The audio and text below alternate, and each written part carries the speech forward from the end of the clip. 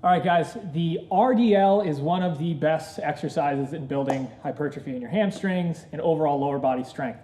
But sometimes the RDL kind of gets a little boring. So what we're going to show you today are 3 variations for an RDL that you can implement in your strongman training, powerlifting, even bodybuilding, that are going to give you a little bit of spice in your training and just be a little bit more fun. Yeah, so I love snatch grip anything. I was just practicing snatch grip deadlift to make sure I could still lift it. But with snatch grip RDLs, it's obvious you're gonna take it pretty wide. I would typically do this with straps, but I'm gonna try to do a hook grip just so I get some grip work in too. But it's gonna work obviously my hamstrings, but upper back as well. And what I really like to do on these, especially the first few reps, is add in a 3 to 5 second negative, so that I'm really concentrating on that mind muscle connection, because it's easy for these to kind of go through the motions fast. So I like to take my thumb. I typically have a problem, like I'll rewatch my videos and I notice that I'll be a little too narrow. So I typically take the knurling, line my thumb up over there. Just like a regular deadlift, only I'm obviously wide grip, drive through the floor. And then when I'm at the top, so I'm going down, trying to go for a 5 second negative, right up. So I'm thinking about putting my ass back, chest forward. And even I like to also sometimes, so when I was doing these for strongman purposes, I would always keep the same exact stance as my deadlift. For bodybuilding, what I would do, because the glute tie-in is one thing that really was hard for me, I would actually slightly rotate my foot just about 2 degrees, so it wasn't exactly completely straight. And I noticed I would feel these a lot more in my glute ham tie-in. So play around with different stances. This is definitely one movement that's going to go by feel, and your mechanics are going to make it. Like I want to see how Matt does it after, because we're going to do it completely different just on our body types.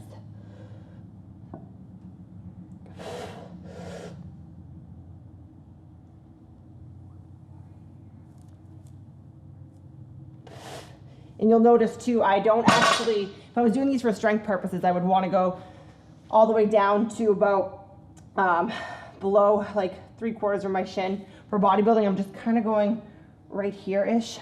Just again, concentrating on that glute tie-in. But Matt, I feel like you do these a lot different because of your maybe slightly different. So I'm not as flexible as you are. My hamstrings are pretty tight.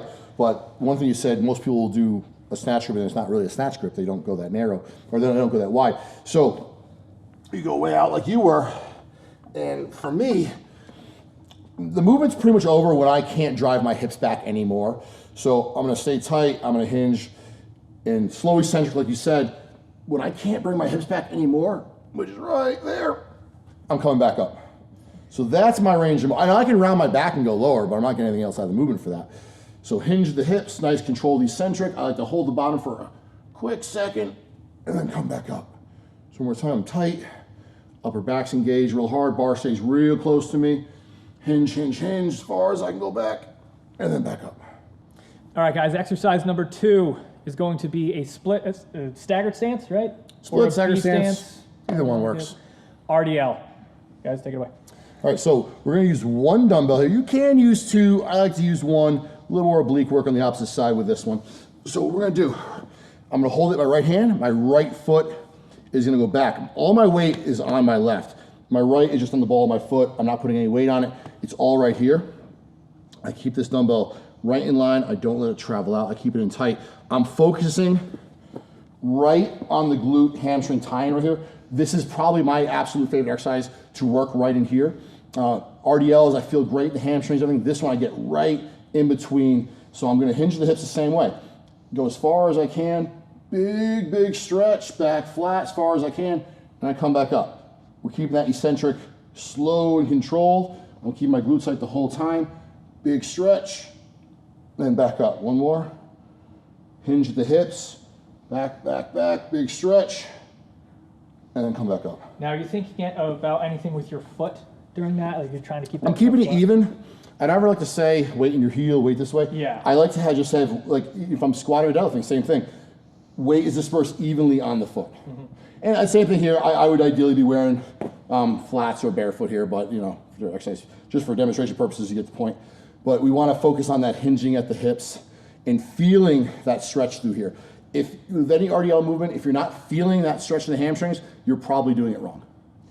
Or too heavy. Or too heavy, right? Yep. So something like this, right? Obviously with that staggered split stance, it's going to be a little bit more emphasis on that front leg. Yep. I've seen people do single leg, like just completely single leg. Is that something? I do like those as well. Yeah. But then you're also worrying about balance. Absolutely. Which is still a great exercise. Yep. Those were a great accessory lift for me when I was powerlifting and just working on it one leg at a time. For bodybuilding, still good, but this, you can focus on the muscle and not worry about balance at the same time. Awesome. Brittany, you do these? I'll do, so great point. So I just started, it wasn't until this year, because before I was always aiming to be athletic, and I would always do single leg RDLs. That was like my thing. I loved unilateral movements like that. And then I was like, okay, I really need to work on those hamstrings. So I literally did not do this movement until 10 months ago for the first time, and I couldn't believe how humbling it was. I think I did 3 sets of 10 to 12, and I was using like a 30.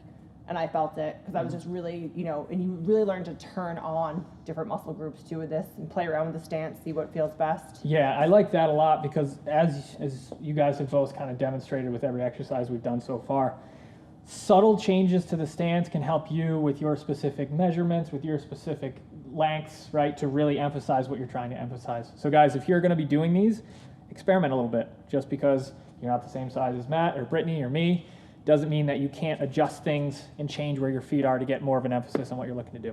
All right, guys, exercise number 3, landmine RDL. All right, this one is great for single leg work, and let's say your balance really sucks. It's a great one to do to get you into doing things one leg at a time.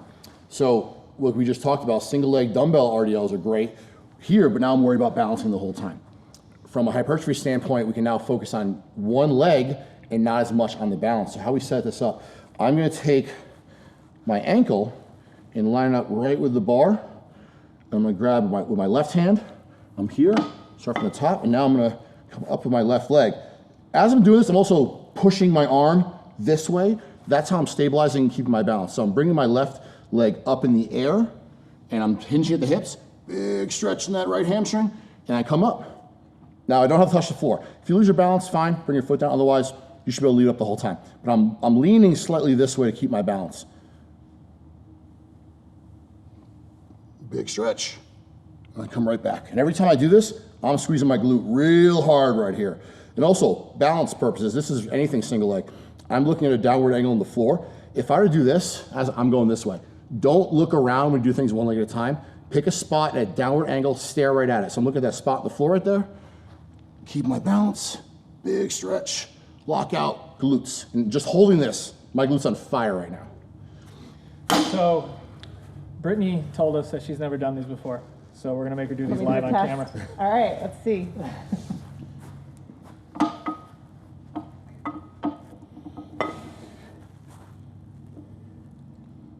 Yeah, left leg up first. And then just lean this way into it a little bit, keep your balance. Yep. So one thing I didn't say in the video, this is common on any single leg deadlift variation. If you look at her foot, see it opens up a little bit? So turn your left foot down. Yeah, right there. That'll keep your hips a little square. You'll feel, feel more of the glutes now. Oh, I really feel that. I like this a lot. Yep. Wow. Yeah, so bring that left leg up with you. When you lock out, just bring that knee up with you. Okay. Glutes tight. Yeah.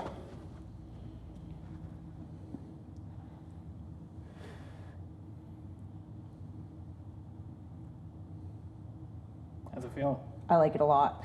Another thing for balance too, when I first start getting people to do any type of single leg movement, I don't know where I learned this, but actually, like Matt said, concentrating on a spot on the floor, but also putting your tongue to the roof of your mouth really helps for some reason. So sounds like a Pat Davidson. Okay, I was like, maybe sure. I learned it in college somewhere. Oh, really? So maybe, okay. Yeah. I remember Pat was. That is true. That does work. Yeah.